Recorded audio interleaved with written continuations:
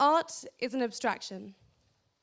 Derive this abstraction from nature while dreaming before it, and think more of the creation which will result. This is the only way of mounting toward our God, doing as our divine master does. Create. I want you to imagine an angel with gold celestial wings wrestling with a stubborn earthly being named Jacob. That's exactly what Gauguin did in his enigmatic oil painting entitled Jacob Wrestling with the Angel, or commonly known as Vision After the Sermon. Gauguin used his visionary imagination, coupled with the well-known biblical story derived from Genesis 32, to create this stunning piece of art. But not only that, Gauguin imagined a clerical audience imagining this intense biblical scene, thereby throwing this painting into a new sphere with levels of dynamic imagination. And therefore, because Gauguin intended we, the audience, seeing this painting, he made sure that we played a vital part in the painting itself. Jacob Wrestling with the Angel dates from 1808, and it was painted during Gauguin's stay in Pont-Aven, Brittany. And now it's situated in the National Gallery of Edinburgh, where I first encountered it. It's really hard to just walk past this painting without stopping. I first saw it a few years ago when my mum was determined to imprint culture onto her 9 and 11-year-old children. So she decided to drag us around the museum, bribing us with a scone in the cafe at the end.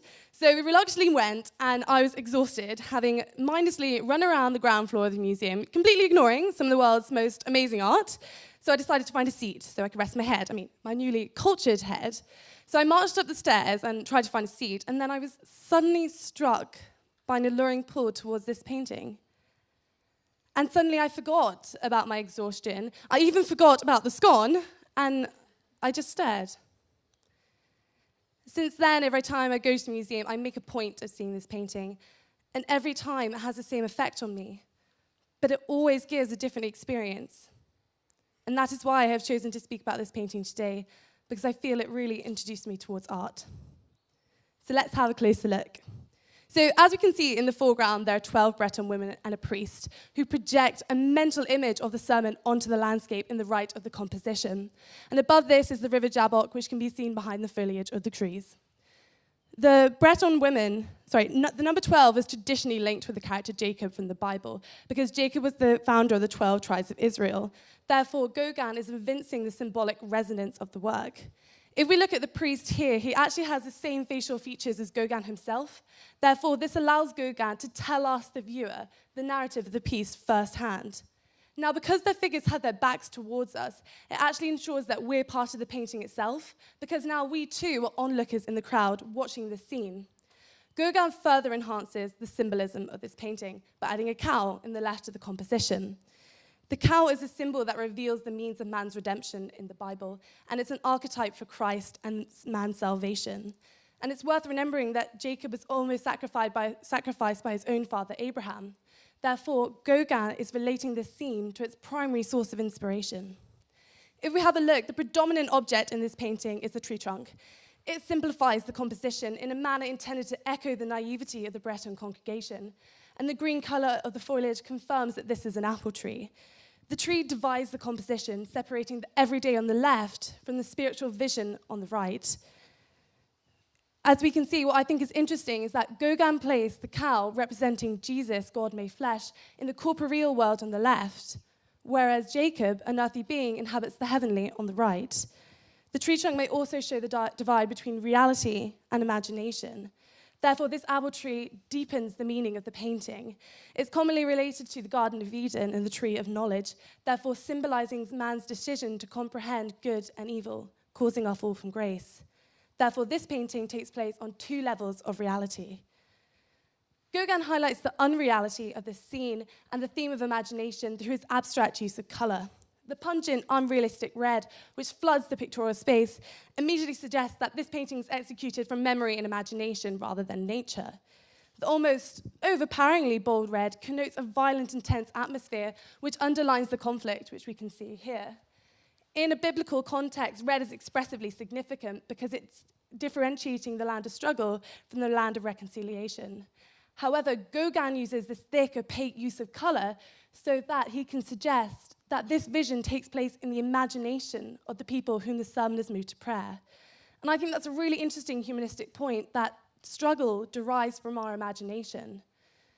The poet Emily Dickinson talks of ourself behind ourself concealed, suggesting that what we fear is fear itself and our own psyche. And this is what Gauguin conveys through his use of colour. The brain has corridors surpassing material place. Everything is painted in flat colours, separated by clearly drawn contours, in a way that's at the opposite pole from Impressionism.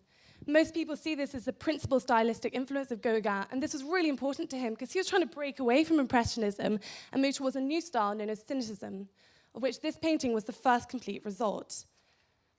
As we can see, Gauguin liked to concentrate large pools of contrasting colour in order to stress the contours and smooth expressive lines.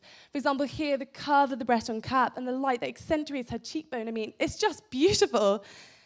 And, therefore, the figures begin to blend into closed contours, giving the composition just a leisurely rhythms and a poetic mood and a pulsating unity. Gauguin's figures are stylized and parallel to the surface of the canvas, validating the illusionary atmosphere. There's a slight suggestion of recession here, as we can see, created by the overlapping forms, and therefore this symbolically reinforces the idea of layers of spectators, which I spoke about earlier. Gauguin secludes Jacob and the angel. Here, the metaphor of the struggle gives way to complex layers of interpretation. In the Bible, Jacob's struggle represents his struggle with God itself and with other humans, a universal concept felt by many people today. Therefore, this makes the painting forever relevant, and it allows the viewer to have a really personal rapport with the piece. But even more than that, Gauguin allows us to transpose our own struggle onto the figures, making it just fantastically important to each of us here today. But for Gauguin, the struggle would have had a personal meaning for himself, and it's really open to interpretation. I mean, some people see it as his constant emotional turmoil, his financial struggle, or his struggle with art itself. Now, this leads me on to looking at the life of the artist. As we know, quite often with art, it's really nice to look at the life of the artist because it can help to help our understanding and appreciation of the painting. So Gauguin was born in Paris, and he actually became an artist quite late in his life, giving up a career in stockbroking. Due to dwindling resources throughout his life, he was obliged to move to lots of remote places, and he finished his life in the Marquesas Islands. Each flight was from a place where it cost really little to live, to a place where it cost even less. And each flight was brought about by a hope of optimism that's really admirable. Some experts see Gauguin as the destroyer of realism, who paved the way for new art. His highly original paintings, such as Where Do We Come From, What Are We, Where Are We Going, which I saw earlier this year in the Museum of Fine Arts in Boston, profoundly influenced fine art. Gauguin was influenced throughout his career by many different artists, and in particular a man named Pissarro. Through this friendship, Pissarro gave Gauguin lots of useful advice, and through this, he managed to contribute to the last 5 Impressionist exhibitions. However, Jacob Wrestling with the Angel is directly influenced by a man named Émile Bernard. Bernard joined Gauguin in 1888 in Pont-Aven, Brittany, bringing with him his own painting, Women on a Prairie. Women on a Prairie directly influences Jacob Wrestling with the Angel.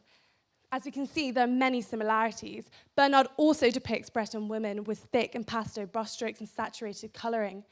However, if we look at the women from the left-hand corner of the composition, here just the religious reverie of this woman suggests an intensity of experience which transcends the everyday. And the honest simplicity here, it just lifts Gauguin's work beyond Bernard's, and it's just sublimely beautiful just to look at. I mean, I could do the whole speech on just that. But, actually it was Bernard who pointed out the influence of Japanese prints on Gauguin's work. So this seems self-evident when one compares Jacob Wrestling with the Angel with Vincent van Gogh's Trees, a copy after Hiroshige. We can see the emphasis on the tree, we can see the use of red colour, and we can see the outlined forms. And also, Gauguin was probably directly influenced by the Hokusai sumo wrestlers, and he might have based the struggle of Jacob and the Angel on this print. So, what do I see when I look at this painting? Do I see the spirit of one of the greatest figures in contemporary art? Do I see the reserved harmony intertwined with rich symbolism?